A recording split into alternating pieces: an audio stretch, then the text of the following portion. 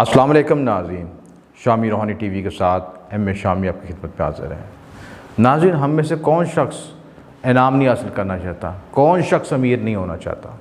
अगर आप अपने दिगर मामले में माशरे में देखें तो हर शख्स की पहली कोशिश ये होगी कि माल और दौलत उसके पास आ सके। लेकिन दुनिया में मखसूस ही खुश नसीब लोग होते हैं जिनके पास माल और दौलत या अल्लाह ताला की खुसूसी रहमत उन पर नाज़िल होती है। वैसे तो रोज़मर्रा की ज़िंदगी के बुनियादी मामला हम सब लोग तय कर ही रहे हैं, लेकिन खुसूसी तौर पर जो माल और दौलत, इज़्ज़त, दौलत, शोहरत, गाड़ियाँ, कोठियाँ, बैंक बैलेंस, वो कुछ ही तकरीबन माशरे के एक मखसूस तबके के पास ही आता है। आम तौर पर 1 या 2% के लोग जो है एक ख़ास अमीराना ज़िंदगी गुजारते हैं, ख़ास रईसाना ज़िंदगी गुजारते हैं। अगर हम उनकी ज़िंदगी का मुशाहदा किया जाए तो उनकी जहाँ मामलात में अगर मेहनत का अंसर देखा जाए, मेहनत के साथ उनकी किस्मत का भी अमल दखल होता है। याद रहे, जो ज़िंदगी का मेरा ऑब्ज़र्वेशन है, तज़किया है कि अगर आपकी किस्मत अच्छी है तो सब कुछ अच्छा है, और किस्मत अच्छी नहीं है तो सब कुछ अच्छा होकर भी बुरा है। आप ये देखें कि बहुत से अमीर लोगों के नज़दीक, अनपढ़ लोगों के, अंगूठा छाप लोगों के नज़दीक PhD लोग, MBS लोग मुलाजमत होते हैं, जिन्होंने दिन रात पढ़ पढ़ के, किताबों को स्याह करके, कापियों को स्याह करके तलीम की डिग्री हासिल की होती हैं, और वो मुताज होते हैं उस अनपढ़ शख्स के एक साइन के जिसकी वजह से उनको सैलरी चेक मिलना होता है। ये क्या वजूहात हैं, ये क्या किस्मत के मामलात हैं, ये किस्मत के क्या राज हैं, क्या वजूहात हैं, उनको हम तज़किया करेंगे। और उस सिलसिले में हम तौर पर किस्मत को उजागर करने के लिए, एक्टिवेट करने के लिए, देखें जो अल्लाह ताला ने लिखा है वो तो लिखा है। इंसानी कोशिश फ़र्ज़ है, रूहानी कोशिश फ़र्ज़ है, अमलियाती कोशिश फ़र्ज़ है, और एस्ट्रोलॉजिकल कोशिश फ़र्ज़, यानी ये इल्मी पहलू हैं। इन इल्मी पहलुओं को अगर आप नज़रअंदाज करेंगे तो कामयाब नहीं हो सकेंगे। देखिए, हर शख्स की ज़िंदगी में कभी ना कभी उसकी दौलत उसके पास दरवाज़ा खटकाती है। बाज़ औक़ात दरवाज़ा खटकाने के बाद उसको इग्नोर कर देता है, और बाज़ औक़ात उस मौके की तलाश में होता है और उसमें कामयाब हो जाता है। अब हमें इल्म की रोशनी हमें बता देती है कि हमें किस वक्त में कौन सा काम करना चाहिए। इस वीडियो का खुसूसी मकसद हमें इनाम का हसूल और लोहे इनामी बॉन्ड बनाने का तरीक़ाकार इसमें सीखना है, और किस्मत कौन सी सिमत में, कौन से बुरूज के लिहाज से, कौन सी सिमत में उनके लिए किस्मत उनके लिए मुंतज़िर है। यानी किस्मत की मुख्तलिफ़ सिमतें हैं।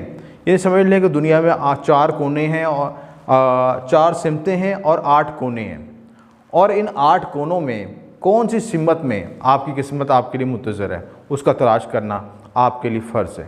अगर आप उस सही सिमत में सही वक्त पे सही स्टोक लगाते हैं, सही कोशिश करते हैं, तो कोई वजह नहीं कि आप कामयाब ना हो सके।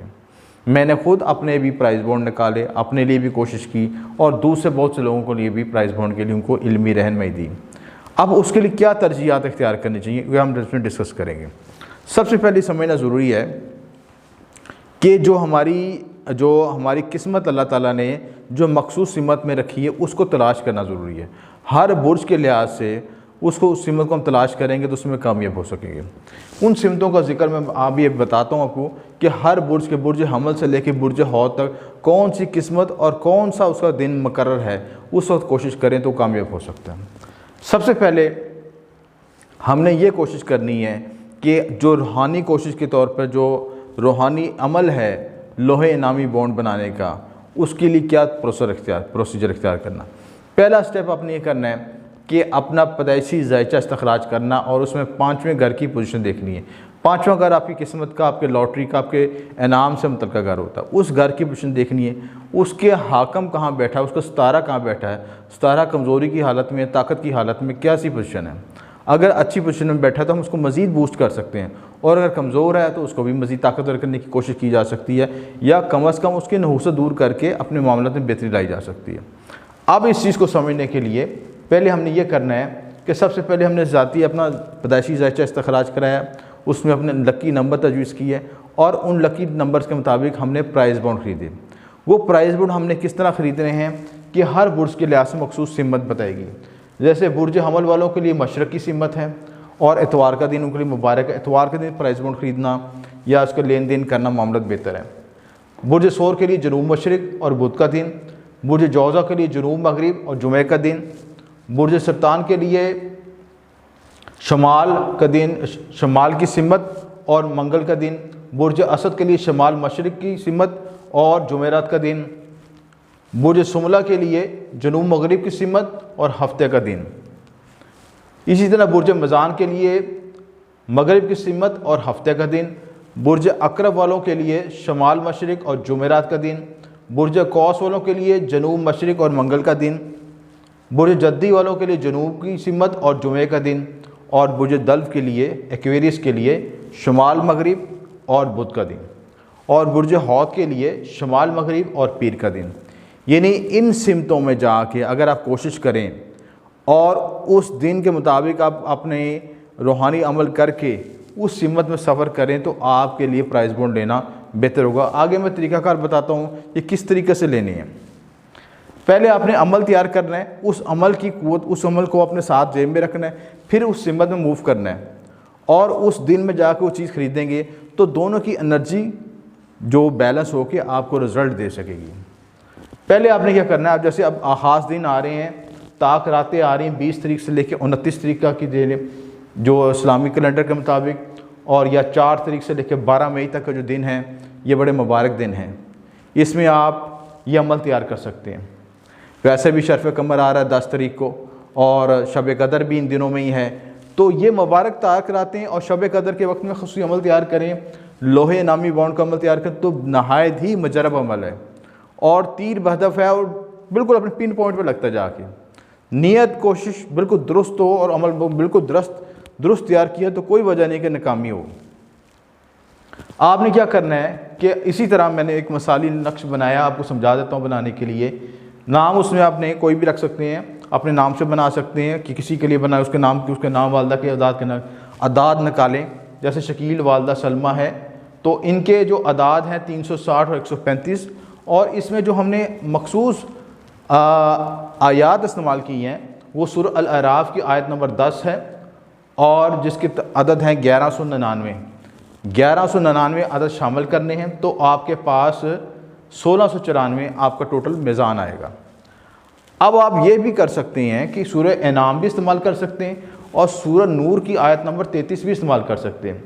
जैसे सूरह नूर की आयत जो 33 है उसका अदद है 2186। ये तमाम आयात रिज़्क़ में इजाफ़े के लिए, माल दौलत तरक्की कामयाबी के लिए, अचानक बूस्टिंग के लिए, अचानक वसाइल हासिल करने के। देखिए अल्लाह ताला ने आपको एक हिकमत अमली दी। अब हमने आयात की अदती और तिलिस्मी क़ुव्वतों को इस्तेमाल करना है, ग़ैबी क़ुव्वतों को इस्तेमाल करना है और उसके लिए हमारा एक प्रोसीजर है जो हमने नक्श और अमल तैयार करना है।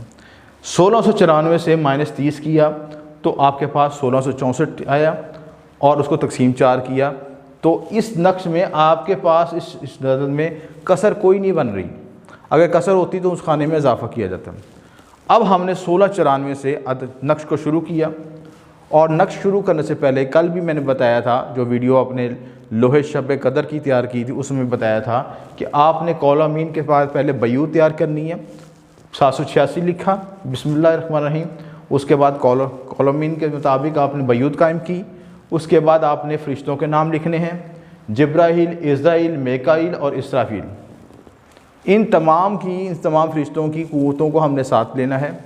उसके बाद हमने इनके खादमीन की क़ुव्वतें भी लेती हैं। फ़रिश्तों के नाम और उनके खादम के नाम क्या हैं वो भी साथ लिखने हैं हमने। उसमें शमाकील, शफ़कील, लोबील और फ़क्तईल, ये खादमीन के नाम लिखे। 4 सिमतों में ये आपके लिखे फ़रिश्तों के नाम और 4 कोनों में उनके खादमीन के नाम। उसके बाद हमने 7 हरूफ़ मक़तात भी लिखे। तो इस तरह हमारा ये बयूत कायम हो गया। बयूत कायम होने के बाद हमने नक्श की चाल के मुताबिक चाल ये दी है, पहला खाना, दूसरा खाना, तीसरा खाना, चौथा खाना, 5वां खाना। इसके मुताबिक हमने 1694 का नक्श पूरा करना शुरू कर दिया। पहले खाने में ये आया, पहला 1694, फिर 95, फिर 96, 97, 98। इस तरीके से हमने पूरा खाने इस चाल के मुताबिक तमाम खाने पूरे कर लिए।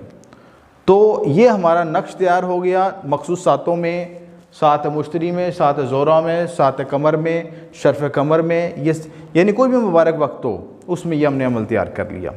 उसके बाद साथ हमने वही अमलियात की मैंने पहले जो चीज़ें बताई हुई हैं उनको मलूज़ ख़ातर रखना ज़रूरी है, जिसमें सफ़ेद कपड़े, ऊद का बखूर, शर्फ़ कमर का वक्त ख़ास वक्त मुकर करना, 7 सातें निकालना, मुश्क की खुशबू, ज़ाफ़रान, और अगर चांदी पे बना रहे हैं तो चांदी की तख्ती, और कागज़ पे बना रहे हैं तो कागज़ पे ज़ाफ़रान की स्याही आपको मौजूद होनी चाहिए। रजाल गायब का ख्याल, सदका, सफ़ेद कपड़ा, चावल, दूध और खीर का सदका दे सकते हैं, न्याज दिला सकते हैं, 2 नफल अपनी नमाज हाजत भी अदा कर सकते हैं। ये तमाम प्रोसीजर वो है जिसको अमल की क़ुव्वत को बढ़ाने के लिए। उसके बाद हसाबी अमल भी मुकम्मल हो गया, नक्श की चाल के मुताबिक हमने लिख भी लिया। अब हमारे पास जो ये चांदी की लो तैयार होगी, जो लोहे इनामी बॉन्ड तैयार होगी, उसको इस्तेमाल किस तरह करना है। उस चांदी की लो को सबसे पहले आपने, यानी अगर आपने रात को तैयार की, मखसूस सातों में शब कदर में तैयार की या शर्फ़ कमर में तैयार की, तो अगले दिन सूरज की रोशनी उसको लगानी है। उसको अमले तंजीम कहते हैं। जब सूरज की पहली किरण पड़ती है तो तंजीम की क़ुव्वत पैदा होती है, वो लो चार्ज हो जाती है। इसको अमले तंजीम कहा जाता है। वैसे अगर तंजीम ज़्यादा बेहतर करना चाहते हैं तो एक ट्राइंगल की हम तख्ती बनाते हैं, ट्राइंगल 3 कोनों में लकड़ी की ट्राइंगल बना के उसके अंदर वो नक्श या तवील लटकाते हैं और फिर उसको सूरज की तरफ तजवीज़ करते हैं। तो सूरज की पहली किरण पड़ती है तो वो अमले तंजीम मुकम्मल हो जाता है, वो चार्ज हो जाती है। तो ये प्रोसीजर करने के बाद फिर आपने यह करना है कि जो अपना जो बुर्ज है, आपने जो बुर्ज आपका ताले पैदाइश है वैदिक एस्ट्रोलॉजी के मुताबिक जो आपने निकाला हुआ है, हमल, सोर, जौदा, उसके मुताबिक आपने दिन तजवीज़ करना है। प्राइस बॉन्ड यानी आपने प्राइस वो जो नक्श या जो चांदी की लो गले में पहन ली या पर्स में रख ली। अब आपने उस सिमत में सफ़र करना है। अगर हमल है तो मशरक़ की सिमत में, सोर है तो जनूब मशरक़ की सिमत में। ये आपने उस सिमत में, ये सिमत आपने वहाँ से तजवीज़ करनी है जो आपकी जाए पैदाइश है, यानी जहाँ पे आपकी जाए पैदाइश हुई, लाहौर में पैदाइश हुई, कराची पैदाइश हुई, जिस इलाके में पैदा हुई उससे सिमत निकालनी है। यानी आपकी जो बुनियाद जहाँ हुई है, अगर किसी हॉस्पिटल में पैदा हुए हैं, किसी या अपने घर पैदा हुए हैं, तो वहाँ से जो सिमत आपकी बनेगी इस हवाले से, वो आपकी लक की सिमत होगी, वो आपकी नसीब खोलने की सिमत होगी, आपकी किस्मत आवरी की सिमत होगी। तो उस सिमत में सफ़र करके आपने अपने लकी नंबर के मुताबिक प्राइज़ बॉन्ड लेने हैं और प्राइज़ बॉन्ड लेने के बाद वो लोहे इनामी बॉन्ड उसके साथ उस पर रख देनी है। यानी अगर आपने एक सीरियल ली तो उसके अंदर वो रख दी लोहे इनामी बॉन्ड। यानी एक तो आपने रूहानी अमल किया, फिर उसके बाद एस्ट्रोलॉजी के लिहाज से अपनी सिमत तजवीज़ की, सफ़र किया, और उसके बाद फिर वो जो लोहे इनामी बॉन्ड है, चार्ज की हुई लोहे इनामी बॉन्ड, वो इनामी बॉन्ड की उसमें गट्ठी में रख दी। तो इससे डबल पावर पैदा होगी। डबल पावर यानी क्या, एक तो आपने हवा में तीर चलाना था, कहीं से जाकर प्राइस बॉन्ड ले लें। अब आपने सारे पैरामीटर्स पूरे किए, इल्मी रूहानी पैरामीटर्स पूरे किए, क्योंकि जो आपकी जाए पैदाइश से जो सिमत बनती है, जो सिमत निकलती है इस चार्ट के मुताबिक, जो सिमतें मैंने बताई हैं आपको, वो आपकी किस्मत की सिमत है। और उस सिमत में जाके अपनी किस्मत का दरवाज़ा खटखटाएंगे तो आपको कोई वजह नहीं कि आप कामयाब ना हो सकें। तो आपने उस दिन उस साथ में जाके, उस सिमत में जाके और अपनी किस्मत की कोशिश की, तो कोई वजह नहीं कि आपने रूहानी अमल के साथ अमली कोशिश, रूहानी कोशिश, एस्ट्रोलॉजिकल कोशिश की तो आपने उसमें कामयाब ना हो। लोहे नामी बॉन्ड उसमें रख दें और उसके बाद वो सारी चीज़ें जो हैं जाके घर में कुरान मजीद के साथ रख दें। अंदर भी रख सकते हैं, ये साथ भी रख सकते हैं। तो ये रूहानी बरक़ात फ़ियाज़ का महीना है, फैज़ का महीना है, इससे ज़रूर फ़ायदा उठाएं। और इस प्रोसेस को करने के बाद हस्ब तफ़ीक सदका भी दे सकते हैं। जो आपके बुर्ज के मुताबिक सदका निकलते हैं वो सदका दें, तो इंशाअल्लाह अपने नेक मकसद में कामयाब हो सकेंगे।